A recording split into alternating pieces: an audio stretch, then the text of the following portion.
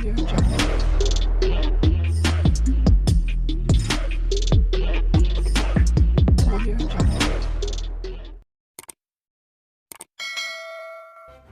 kasih karena memilih channel ini. Sebelum kita mulakan video ini, sila pertimbangkan untuk menekan butang like, share, dan subscribe, dan aktifkan butang lonceng Anda agar Anda sentiasa mendapat info-info percuma pada setiap hari dari channel kami. Dan tinggalkan komen Anda karena komen Anda amatlah dihargai. Terima kasih.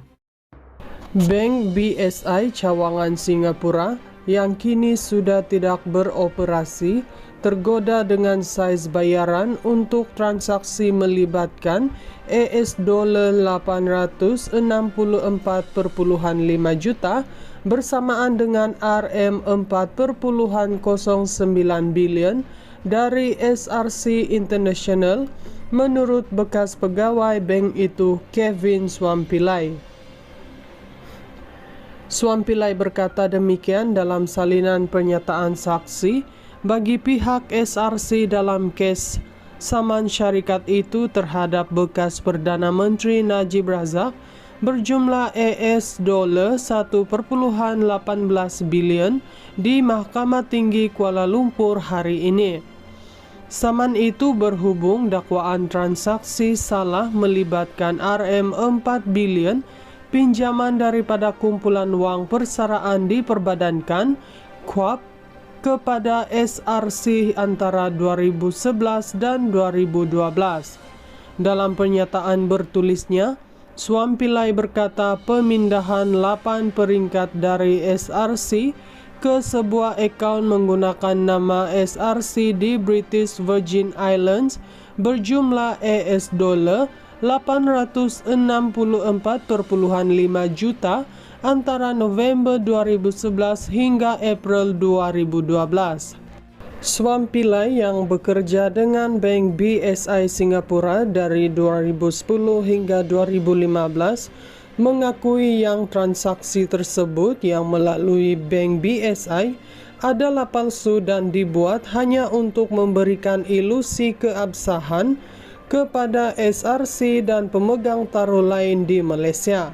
Katanya, transaksi itu dibuat atas arahan ahli perniagaan dalam pelarian, Joe Low, dan bank bertanggung jawab untuk melaporkan transaksi meragukan kepada Monetary Authority of Singapore (MAS) dan Jabatan Hal Ehwal Komersial Polis Republik itu. Menyifatkan yang Low seperti bertindak dengan pengetahuan Najib, Swampilai berkata transaksi itu memang meragukan, memandangkan Joe Low tidak menyatakan maklumat berkenaan destinasi akhir wang tersebut. Dia juga berkata Bank BSI tidak mematuhi tanggung jawabnya di bawah undang-undang untuk mendedakan atau melaporkan transaksi itu kepada MAS.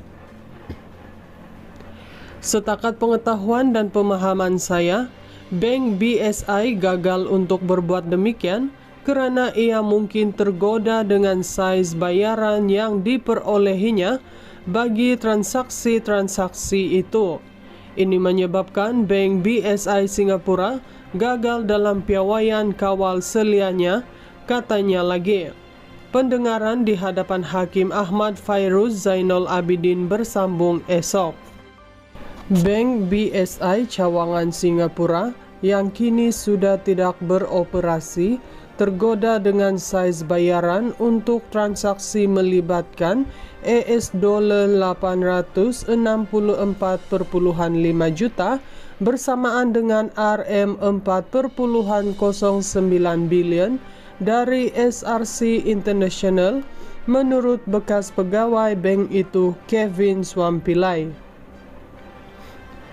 Swampilai berkata demikian dalam salinan pernyataan saksi bagi pihak SRC dalam kes saman syarikat itu terhadap bekas Perdana Menteri Najib Razak berjumlah $1.18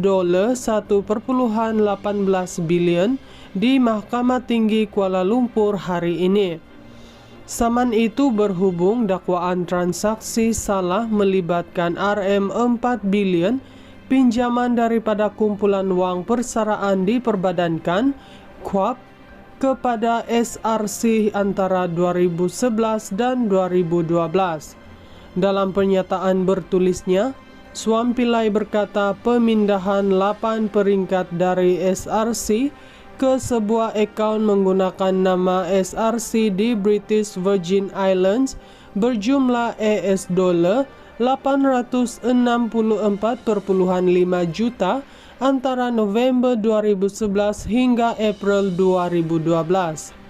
Swampilai yang bekerja dengan Bank BSI Singapura dari 2010 hingga 2015 mengakui yang transaksi tersebut yang melalui Bank BSI adalah palsu dan dibuat hanya untuk memberikan ilusi keabsahan kepada SRC dan pemegang taruh lain di Malaysia. Katanya, transaksi itu dibuat atas arahan ahli perniagaan dalam pelarian, Joe Low, dan bank bertanggung jawab untuk melaporkan transaksi meragukan kepada Monetary Authority of Singapore (MAS) dan Jabatan Hal Ehwal Komersial Polis Republik itu. Menyifatkan yang Low seperti bertindak dengan pengetahuan Najib, Swampilai berkata transaksi itu memang meragukan, memandangkan Joe Low tidak menyatakan maklumat berkenaan destinasi akhir wang tersebut. Dia juga berkata Bank BSI tidak mematuhi tanggung jawabnya di bawah undang-undang untuk mendedahkan atau melaporkan transaksi itu kepada MAS. Setakat pengetahuan dan pemahaman saya, Bank BSI gagal untuk berbuat demikian kerana ia mungkin tergoda dengan saiz bayaran yang diperolehinya bagi transaksi-transaksi itu. Ini menyebabkan Bank BSI Singapura gagal dalam piawaian kawal selianya, katanya lagi. Pendengaran di hadapan Hakim Ahmad Fairuz Zainul Abidin bersambung esok.